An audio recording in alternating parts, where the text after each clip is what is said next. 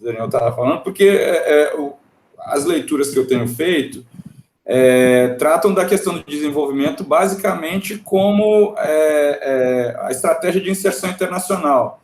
E talvez o Daniel esteja colocando que a construção de um mercado interno não necessariamente passe por isso, né? E talvez era isso que eu queria que você explicasse para nós, como é que seria esses mecanismos e tudo, como é que funciona isso, se puder, Daniel. Tá, vamos lá. Eu acho importantíssimo, e você me ajuda muito com essa introdução, Helder, porque, de fato, é isso. A gente está falando de estratégias que, de certa forma, todas encaixam no arcabouço no arcabouço positivo da NMT, tá? Então, a primeira coisa que eu acho que tem que ficar muito claro aqui, e tem incomodado muito alguns economistas que dizem a NMT é legal, mas não funciona no Brasil, né? Existe uma confusão, porque eles parecem imaginar que a NMT é uma receita só, que tem que ser repetida em todos os países. E não é isso. A MMT explica como funciona a economia, explica como o governo é capaz de utilizar o seu poder soberano de emitir moeda nacional para tentar resolver os seus problemas. Mas todos os problemas adicionais que não são só a questão cambial em si, porque a questão cambial é uma proxy, né? Na verdade, ela representa uma dificuldade que na sua base é material, é a necessidade que nós temos de importar coisas que a gente não produz domesticamente. Então, uma restrição que poderia ser, em outras economias, por exemplo, pode ser muito mais, obviamente, material, né? Uma ilhazinha como Cuba, sempre vai ter que importar muito, porque simplesmente não tem como dar conta de toda a diversidade produtiva que vai permitir que aquela população se mantenha. Então vai ter que dar um jeito de importar, vai ter que dar um jeito de obter a moeda dos outros. Outro dilema parecido foi enfrentado pelo próprio Japão, né? O Japão também precisava obter a moeda dos outros para comprar recursos. A China mesmo, né, no início do seu processo de desenvolvimento, se deparou com esse tipo de dilema. Como é que eu faço para me industrializar precisando de recursos naturais que eu não tenho aqui, não tenho petróleo, não tenho gás, não tenho terra produtiva, mas eu tenho gente, tenho uma população gigantesca. Como é que eu faço para me industrializar e adquirir essas coisas que eu não tenho domesticamente se ninguém aceita a minha moeda, né? Vou produzir algo que as pessoas comprem, né? E que eu consiga usar para obter a moeda dos outros, para aí sim começar a comprar esses recursos que eu não tenho domesticamente, né? Então, é uma solução que faz sentido e encaixa perfeitamente no que a NMT pode imaginar, né? Porque é uma economia que usa, para resolver os seus problemas domésticos, a moeda doméstica, muito bem, inclusive a China usa de maneira inteligentíssima o seu poder soberano de emitir a sua moeda, inclusive com inovações que vão atropelar todo mundo, né? E o digital vem aí para revolucionar as coisas, né? Mas o dilema externo exigia uma outra solução, inclusive com sacrifícios domésticos muito grandes, que significava que a população chinesa precisava ter uma renda, né, muito menor do que o possível para comprar a produção chinesa, para que o resto pudesse ser exportado e a China pudesse acumular reservas estrangeiras, né, dólares principalmente. Né? Então, a própria demanda por dólares da China garantia esse resultado desigual. Então, mais uma vez, gente, pensar sobre essas questões funcionalmente significa levar em conta qual vai ser a consequência dessas diferentes variáveis em diferentes níveis. A gente não tem uma só solução para essas coisas, tá? E aí, agora, uma coisa interessante é olhar para esses resultados desequilibrados, né, de maneira funcional. O dilema, por exemplo, do exportador líquido, né, de um lado, ele consegue complementar a demanda doméstica com a demanda de fora. O exportador líquido está usando demanda de fora e está acumulando ativos financeiros, né? Esses ativos financeiros podem ser muito úteis. Para a China, por exemplo, muitíssimo úteis. Por quê? Porque ela precisa dos dólares para depois comprar recursos fora. Né? Então, é uma estratégia que faz sentido. Mas percebam que materialmente é o oposto.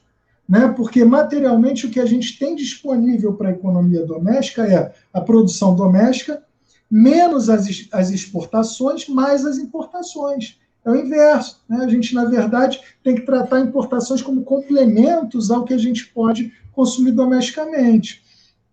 Né? E isso é muito ruim se de uma hora para outra a gente não puder continuar comprando dos outros. Né? No caso brasileiro, você ficar dependendo de muitas coisas externas, usando uma moeda que pode simplesmente escassear de uma hora para outra para você, é perigosíssimo. Esse choque inflacionário é que me preocupa muito. Né? A situação em que a gente é dependente hoje, precisa comprar muitas coisas importadas hoje, e um choque inflacionário, por exemplo, de uma política cambial muito agressiva na direção da desvalorização, significa escassear esses bens e serviços que, né, normalmente, aí eu acho que é um estudo importante também olhar para o impacto distributivo dessas variações cambiais, porque, pelo menos no caso mais recente, né, que é o que eu tenho observado com mais cuidado, tem sido muito desfavorável para os mais pobres, né, porque tem significado encarecimento de alimentos, né, encarecimento de combustíveis, esse é um fenômeno distributivo que vai na direção do que eu acho ruim, né, porque está, na verdade, quem está ganhando? Quem está ganhando é o exportador. O exportador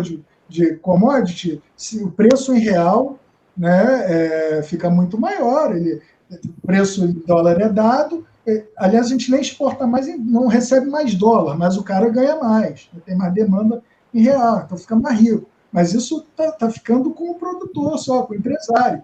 Né? O trabalhador está pagando esse preço maior. As empresas que compram insumos importados estão agora com custos maiores. O que ela faz? Vai ter que repassar esse custo, não tem jeito. Aí, de novo, o impacto inflacionário é ruim distributivamente para os mais vulneráveis. Então, esse momento eu estou preocupado, mas assim, o estudo nisso tem que ser funcional. O meu ponto final é esse, gente. O estudo sobre isso é funcional. A gente tem que olhar se essa desvalorização está sendo boa, está sendo ruim, tende a ser melhor, tende a ser pior, porque a gente tem que olhar para as variáveis que mais importam.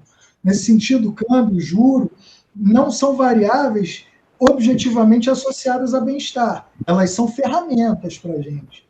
Claro. Câmbio eu queria saber do Gustavo também agora, a questão assim, dado que já houve essa desvalorização cambial, para haver o estímulo para exportação ou alguma coisa nesse sentido, haveria necessidade de ampliar essa desvalorização? Como é que você vê isso? Se você acha que uma política teria que haver uma valorização para desfazer um pouco essa redistribuição? Como é que ficaria isso? Não, então, então, agora nós estamos chegando à questão econômica bem central. Essa é a grande questão. Então, o Daniel colocou, na linha da maioria dos economistas da MMT, e também aqui no Brasil, dos social-desenvolvimentistas, eles preocupam exatamente com isso. A desvalorização cambial vai piorar a distribuição de renda e vai piorar a inflação. Né? Basicamente isso. Agora, para os novos desenvolvimentistas, eu estou fazendo agora uma interpretação que ele talvez não seja explícita mesmo, mas na prática, se você apertar eles, eles vão ter que responder isso. Para os novos desenvolvimentistas, quanto maior a desvalorização do câmbio real, melhor. Ou seja, no caso do Daniel, não existe, na visão como dos economistas da MMT, dessa linha, né? Eles acreditam que existe um ponto ideal de câmbio. Ou seja, eles acreditam que, valorizado demais, nós vamos cair no problema que os economistas chamam de restrição externa. Ou seja, vamos cair numa crise cambial. Só um ponto. Não é exatamente isso. É que cada flutuação cambial precisa ser justificada a partir da sua consequência econômica, e eu quero ver, no limite, né, emprego, renda, distribuição e até sofisticação produtiva. Tá? Isso são coisas boas. Então, a desvalorização tem que ser justificada nesse sentido, para um pensador funcional. Né, não, eu entendi o que você quis dizer. Eu estou dizendo a mesma coisa que você. Eu não sei se eu fui claro, mas eu quero dizer a mesma coisa que você. Para a MMT e para a maioria dos economistas, porque no caso aí a maioria dos economistas vão nessa direção. Existe, para a maioria dos economistas, existe pontos positivos e pontos negativos da desvalorização do câmbio. Portanto, como tem pontos positivos e pontos negativos, existe, você tem que ajustar alguma coisa no meio, assim. Você tem que ter um caminho do meio, né? Alguma coisa assim, você... A questão é assim, eu entendo que é assim, qualquer trajetória de preço e o câmbio movimenta a maior parte... Acho que eu caí aqui. Qualquer trajetória de preços, ela vai beneficiar um grupo econômico, né? A questão é saber, assim, a sua política, qual grupo econômico você vai querer beneficiar com a trajetória de preços e de câmbio e dos outros preços da economia que estão baseados ou lastreados no câmbio. É isso, né? Isso é a visão do Daniel. O Novos Desenvolvimentistas não pensa assim. Eu também não. A minha posição pessoal, depois eu vou explicar, não é nem Novos Desenvolvimentista e nem da MMT, vamos dizer assim. É da MMT porque eu sou MMT também, mas a minha visão não é igual a dos outros economistas que apoiam a MMT. A minha visão é diferente. Não é nenhuma coisa, nenhum dos dois lados. Mas eu quero explicar, deixar mais claro, como é que é a visão da maioria dos economistas, veja bem, tanto esquerda quanto direita, neoliberais ou keynesianos, a maioria acha que o câmbio tem pontos positivos e negativos. E você vai ter que, já alguma coisa aí, você vai ter que trabalhar alguma coisa aí no meio para agradar mais ou menos os grupos econômicos que vão perder ou ganhar, ou seja, trabalhadores, empresários, banqueiros, etc. E também para ajustar mais ou menos equilibrado todas as consequências positivas e negativas, como inflação mais alta, desenvolvimento industrial, etc. Então, você tem que manejar alguma coisa por aí. Para o novo desenvolvimentista, não existe esses dilemas. Esses dilemas não são importantes. Para o novo desenvolvimentista, na prática, se você apertar ele vai acabar defendendo a seguinte posição: quanto mais desvalorizado o câmbio real, melhor. Eu também defendo isso. Quanto mais desvalorizado o câmbio real, melhor. Ele fala, não, vai gerar inflação? Não vai gerar inflação porque por definição. Porque se você gerar inflação, o câmbio real não vai se desvalorizar, porque o câmbio real é a diferença entre a valorização do câmbio, né, nominalmente, e a inflação. Portanto, não é um problema inflacionário. Então, não é quanto mais a desvalorização do câmbio real, melhor. Então, a inflação não é um problema. Não é uma questão nessa definição. E a questão de emprego, ou seja, então a inflação não é um problema, não é um problema dessa definição. A questão de distribuição de renda e a questão... a outra questão fica sendo só distribuição de renda, na verdade, né, o problema. O único problema, porque as vantagens todo mundo concorda. A gente está divergindo aqui sobre as desvantagens. Então, a outra desvantagem é sobre a distribuição de renda. Veja, sobre a distribuição de renda, também vale parcialmente o que eu acabei de falar.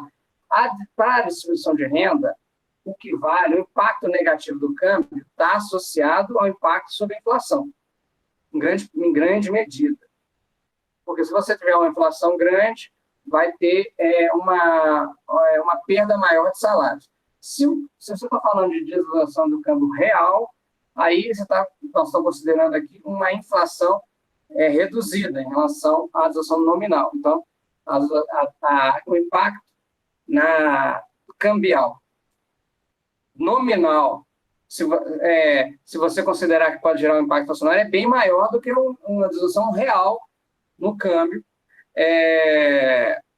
Então, assim, dependendo de cada caso, né, porque tem várias possibilidades aí, né, de impacto inflacionário. A inflação pode vir mais do salário, mais dos preços, etc. Mas sem entrar nesse detalhamento.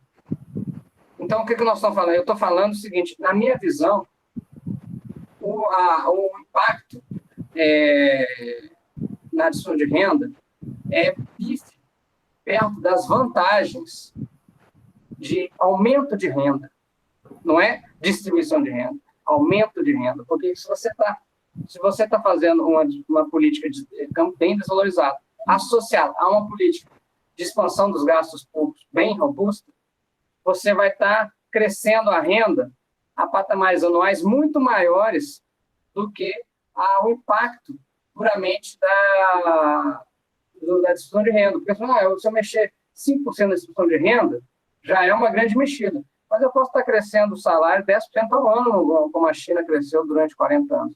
Então, com uma política de câmbio valorizado, ou seja, você pode falar de qualquer coisa de distribuição de renda, mas o câmbio valorizado foi essencial para a China chegar a ter uma renda per capita que é, sei lá, 50 vezes maior do que era há 40 anos atrás. Então, Mas aí eu vou voltar, Gustavo, assim, para a gente, assim, é possível para o Brasil manter uma trajetória de câmbio desvalorizado durante muito tempo, sem que haja pressão interna do pessoal que ganha com câmbio valorizado e internacional?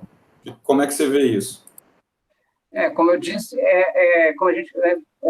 como o Thiago levantou aquele ponto, a questão cambial é uma política de soberania, é uma política de luta pelo desenvolvimento, de luta internacional pela soberania. Então, com certeza, vai haver pressão e o país escolhe se ele quer ser soberano ou não. Se ele não quer ser soberano, se ele quer se servil ao setor financeiro, porque o setor financeiro gosta de valorizar o câmbio para ganhar dinheiro com endividamento em dólar e taxa de juros alta no país. Então, se a nossa política é servil ao setor financeiro, ou seja, não tem soberania popular, e servil às potências que podem estar incomodadas com as nossas exportações, não tem soberania nacional, aí, se a opção do povo é não ter soberania, se a opção da sociedade é não ter soberania, realmente, mas se a opção é ter soberania, a política adotada, que funcionou em todos os lugares, na minha visão, foi uma política de máximo desvalorização cambial possível. Então, mas, claro, nos Estados Unidos, nos países têm capacidade de crescer com outras políticas. Então, primeiro, essa é a visão dos novos desenvolvimentistas, não é a minha. Eu tenho em comum essa parte da visão, mas, por exemplo, a visão deles não inclui. Só exemplificando aí a pergunta do Elton, o Japão, como potência econômica mais protetorado militar, foi obrigado a aceitar, sem muito diálogo, a imposição do sistema financeiro dos Estados Unidos, especificamente na década de 80. A China vem sofrendo essa pressão há 20 anos.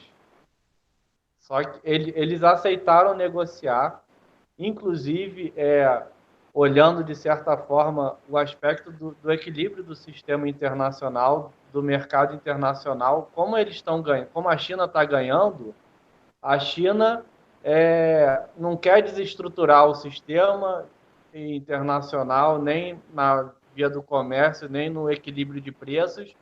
Então, a China fez microcorreções cambiais sob pressão, mas dialógicas e soberanas. Muito diferente do que o Japão teve um período também. Não sei se a China, daqui a 10 anos, vai fazer o seu acordo de plaza. Eu acho difícil. Mas o Japão veio com um câmbio favorável durante 30 anos do crescimento deles. Mas chegou... Pois não. Tiago, eu queria voltar o Daniel para o debate, porque, assim, parece que a gente está meio assumindo que o bom é ter o câmbio desvalorizado e não é necessariamente o Daniel está advogando. Aí eu queria, Daniel, que você pudesse dizer para a gente, assim, quais seriam as estratégias, porque, assim, quando a gente fala em câmbio desvalorizado, ele está dizendo o seguinte, estratégia de desenvolvimento ou de crescimento voltada para o mercado externo, né? Aí eu queria entender justamente isso. Quando a gente fala de crescer sem haver essa preocupação com a desvalorização do câmbio, quem lideraria esse crescimento? Né? Nesse sentido que eu faço a pergunta. Pois é, esse está sendo o meu principal problema mesmo com as posições divergentes aqui, que é justamente por que seria mais interessante, né, buscar formas de exportar mais para crescer. Para a China fez sentido porque ela precisava da moeda dos outros, porque ela tinha que comprar muito mais coisas que não estavam disponíveis da moeda dela. Né? Então, foi uma estratégia que, do ponto de vista da MMT mesmo, faz sentido. Mas isso significa um sacrifício, né, material gigantesco, porque agora a gente precisa mandar as nossas riquezas domésticas para fora para obter ativos financeiros deles, no caso, a própria moeda, né? A moeda e as aplicações em dólar. Então, a gente está recebendo pontinhos, né, no Banco Central e está mandando, a China estaria mandando aquelas porcarias também que ela estava vendendo no Walmart, mas, de certa forma, aquela capacidade produtiva podia ser usada para melhorar a vida dos chineses e estava sendo usada para vender porcarias para os americanos nos Walmart da vida, porque ela queria dólares. Né? O próprio acúmulo de dólares garantia um resultado desigual, um resultado que significa a China quer comprar ativos financeiros que ela quer acumular. Os americanos não, eles querem a moeda chinesa para comprar aquelas porcarias, eles não estavam acumulando a moeda chinesa. Então, essa diferença já garante que um lado vai ficar superavitário na conta corrente e o outro vai ficar deficitário. Né? Agora, essa é uma estratégia que precisa ser justificada a partir daí.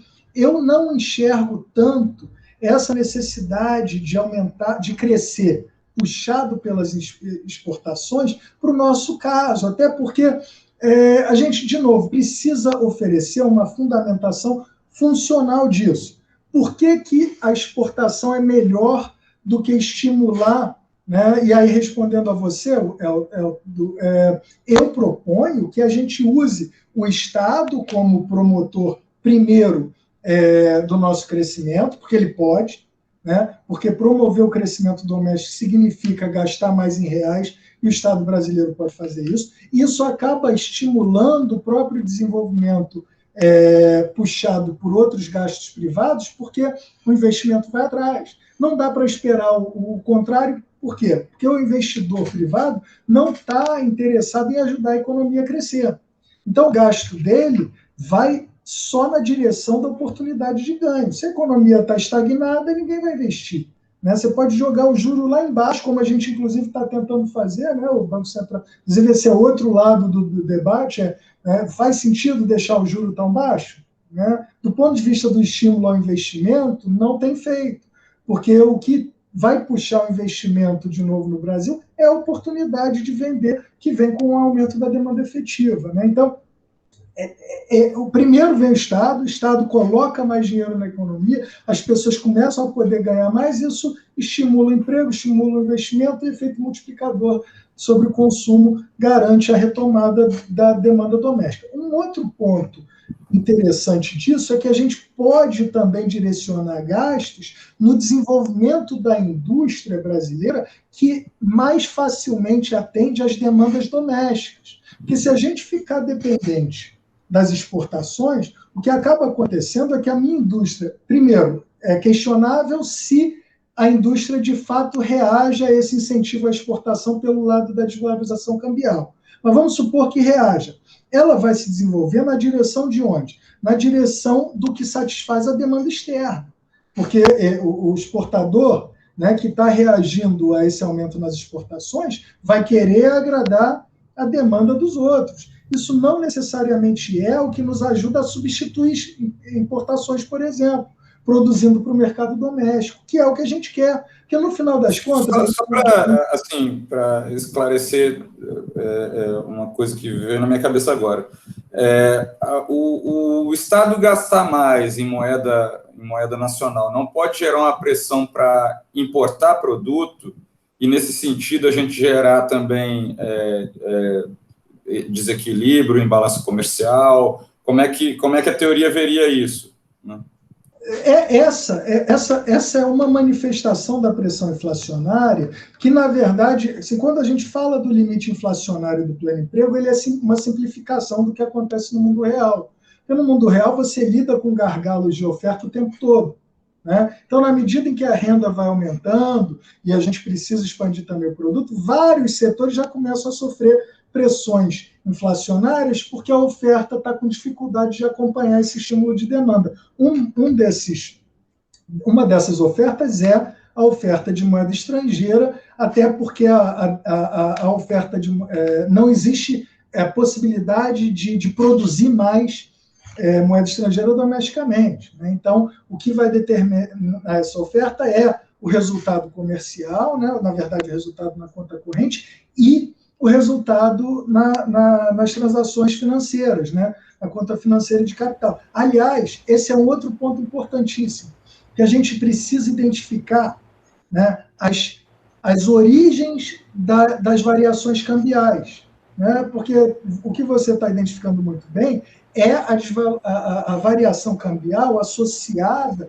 ao comportamento da conta corrente, que é um fenômeno, uma variação cambial bem comportada, ela é gradual, né? Então, as importações vão aumentando na medida em que a gente expande a renda, e as exportações também dependem, né, principalmente de fenômenos externos e, supostamente, dessa variável cambial de maneira mais ou menos forte, né? O Gustavo tem mais otimismo nesse sentido, mas existe, né, obviamente, alguma relação. Mas, hoje, né, como nós já somos uma economia dependente, o mais preocupante são as variações justamente pelo lado financeiro, né, que são as variações mais violentas, são as variações que ameaçam produzir efeitos explosivos, inerciais, mais perigosos, né? Porque quanto maior o choque cambial e o pass-through inflacionário, maior pode ser depois a dinâmica inercial que vem em seguida, por causa de conflito distributivo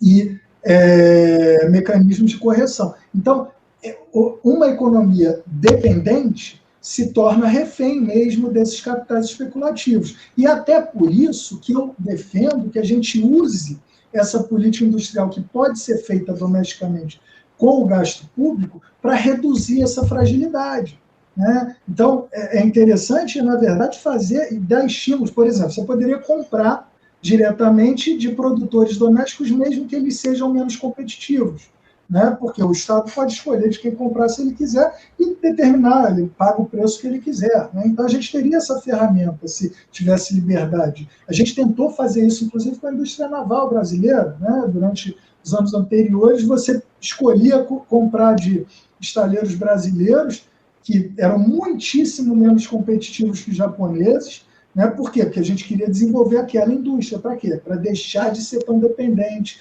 para criar, né, dinâmicas industriais encadeadas a partir dali, né? Uma indústria que requer várias outras indústrias se desenvolvendo para atender aquilo. Então, isso dá para fazer, reduzir a dependência, inclusive reduzir o choque inflacionário que vem dessas variações cambiais muito violentas, né? Porque, no limite, qual é o meu sonho? Não depender nada do dólar.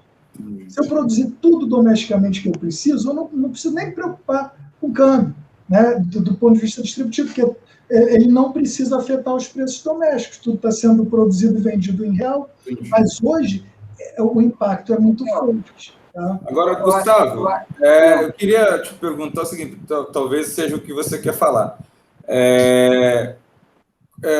Você acha que esse tipo de política de orientação do gasto público, de estímulo a determinadas indústrias, ele não é compatível com a política de de estimular a exportação? Como é que funcionaria isso? E talvez depois o Daniel poder falar sobre esse tema, sobre a resposta. Qualquer pergunta? Não entendi. Uma política impede a outra? A política de você estimular a exportação impede a política de orientar o gasto público? Existe essa... Não há nenhuma contradição entre as duas políticas, apesar de neoliberais... Porque, assim, o que eu estou pensando é em defender as duas. Tudo. Não, é as duas. O certo é as duas. Né? É isso que eu estou querendo dizer o seguinte. O pessoal da linha da MMT e social-desenvolvimentista, eles defendem um modelo que, no aspecto de política cambial, é, de certa forma, similar ao modelo adotado pelos governos do PT.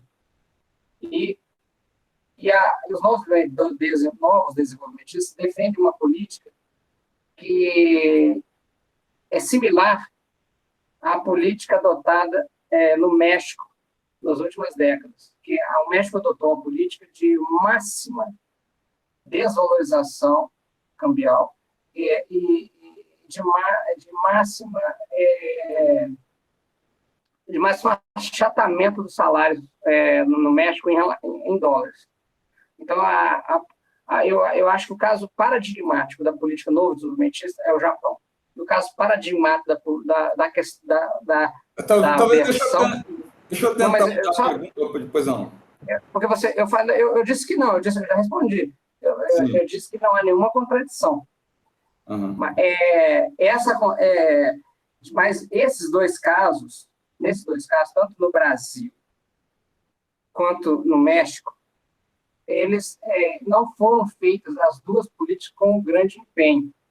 Ou seja, no caso mexicano, não teve uma política de investimento no mercado interno nos últimos 30 anos. E no caso brasileiro,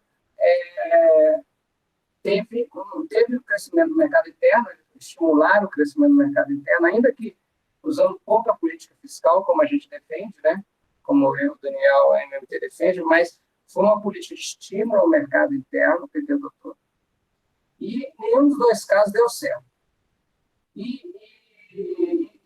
Eu chamo que o modelo chinês, o modelo asiático, não é nem o novo desenvolvimento e nem o MMT, vamos dizer assim. MMT pode dizer que mas nem é o social desenvolvimentismo. E nem é o descaso com a questão cambial. Eu acho que no caso do Daniel, por exemplo, o Daniel, apesar do MMT e o Daniel ser como eu disse, é o maior, quem é mais estudou, é o mais próximo da MMT no Brasil. O Daniel é o cara talvez que mais estudou MMT, teoricamente. E nesse caso, como todos os MMTistas são keynesianos radicais, nessa visão eu acho até que eles falham, eles contradizem até com uma perspectiva keynesiana. Por quê? Porque olha o exemplo que coloca do Japão, da China. Se a política que o Daniel defende tivesse sido adotada pela China no ano de 1980, quando começou a política de exportação, eles estariam até hoje com uma renda per capita subsaariana. Por quê? O que eles não estão olhando? Eles não estão olhando que havia um enorme, nos anos 1980, quando eles plantavam sua arroz, havia uma enorme ociosidade na capacidade, no trabalho, na capacidade produtiva do país. Além de que havia um maquinário, ou seja, uma produtividade, além da ociosidade do trabalho, havia uma produtividade muito baixa, porque eles não tinham maquinário moderno. Então, a política de exportação, ela não reduziu em nada a capacidade deles produzirem para o mercado interno. A produção para o mercado interno só cresceu, não diminuiu. É como se você fala que existe um dilema entre o mercado interno e o mercado externo, você não está sendo keynesiano. Você está dizendo que essa economia está sempre em pleno emprego, ou seja, ao contrário do que o keynesianismo diz. porque nos Estados Unidos defende a economia geralmente está com ociosidade, você já pode crescer mais. Então, se você defende que existe um dilema entre exportação e mercado interno, você está supondo uma economia que está sempre em pleno emprego. Isso é uma visão neoliberal, apesar de, nesse caso, eu estaria colocando... Uma parte, porque essa é uma representação muito ruim da minha posição. O que a gente está discutindo até aqui, desde o início, aliás, eu achei que já fosse um ponto pacífico, é que nós podemos utilizar, né, o poder soberano de gastar e emitir do Estado para trazer a economia até o pleno emprego. Né? O dilema keynesiano é justamente isso. Sem intervenção, você tende a operar com capacidade ociosa. O desafio é justamente usar a intervenção macroeconômica para chegar até o pleno emprego. Então, o meu ponto é, uma vez que a gente pode chegar ao pleno emprego gastando domesticamente, porque eu consigo complementar a demanda com o gasto público, para que eu vou substituir isso que a gente está falando agora de uma economia que está conseguindo chegar no pleno emprego sem precisar de demanda externa, tá? Que eu tenho o Estado para fazer essa demanda. Então, falta de demanda, eu não preciso exportar para resolver, né?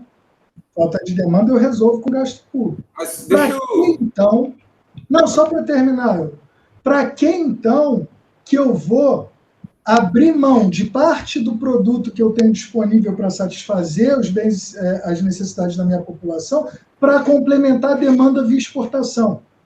Eu não preciso disso. Exportação só faz sentido se eu precisar da moeda dos outros para comprar aquilo que eu não tenho domesticamente. Para isso pode fazer sentido exportar.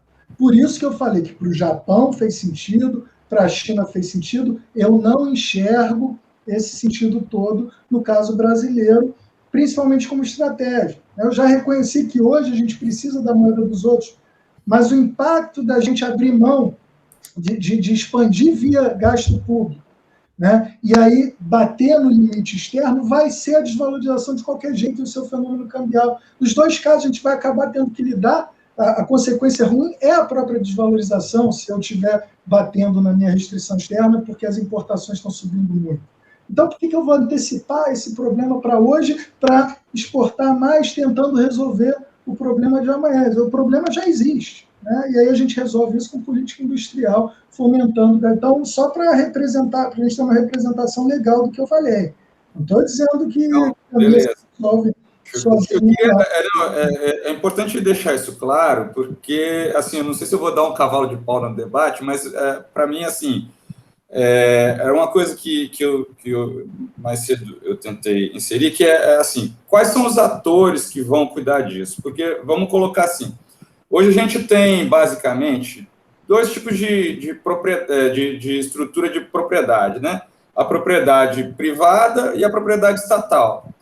Mas, assim, no mundo, a gente consegue pensar em muitas outras estratégias de desenvolver a produção com parceria, com, assim, criar outros atores que estão meio excluídos desse processo. Assim, eu queria que vocês tratassem um pouco dessa questão, assim, porque hoje, assim, de verdade, não a questão até da exportação, a gente até tem os atores que já exportam e tudo, mas, assim, no caso, por exemplo, da gente querer criar esses mecanismos de intervenção do Estado, de compra direta, quem seriam esses atores, como que poderia ser feito? Eu queria que o Daniel, principalmente que está defendendo isso, colocasse como é que ele vê a situação.